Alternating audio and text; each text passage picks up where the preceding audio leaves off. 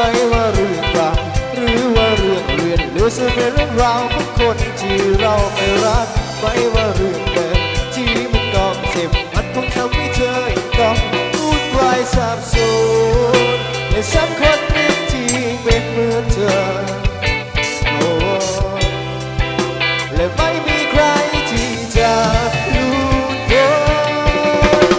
ที่ปล่อยชีวิตที่ไปตามใจที่ว่าปัญหาจะมาแค่ไหน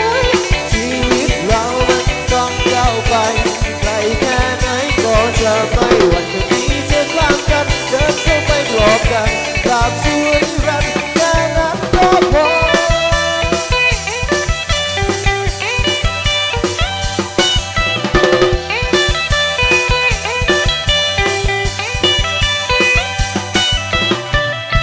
จะต้องเจ็บแล้วก็เสียใจก็แค่มีน้ำตาที่มันถูกผ่านไปเดินไปให้ไกลไปให้ถึงฝั่งมันคงมีสักวันที่มันจะเป็นของเราเขาไม่รักเราเขาไม่สนใจจะไม่แค่ทำไมกับคนที่มันไม่รักโรคทั้งกว้างไกลคนก็มากมายก็จะกลัวอะไรที่ใส่เข้มแข็งแต่ฉันคนหนึ่งที่เป็นเหมือนเธอและไม่มีใครที่จะหลุดพ้นที่ปล่อยชีวิตที่ไปตามใจที่ว่าปัญหาจะมาแค่ไหนชีวิตเรามันต้องก้าวไป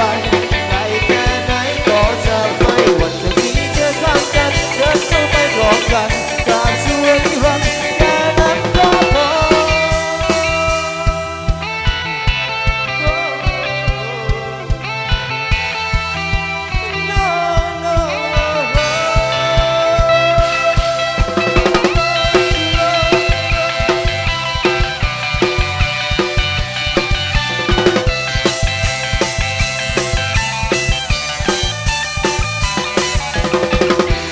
ปล่อยชีวิตที่ไปตามใจ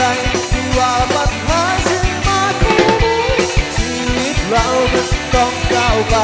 ไกลแค่ไหนก็จะไม่หวั่นจะมีเธอข้างกันเดินเข้าไปปลอบกันตราบชั่วนิรันดร์แค่นั้นก็พอที่ปล่อยชีวิตที่ไปตามใจที่ว่าปัญหาจะมาแค่ไหน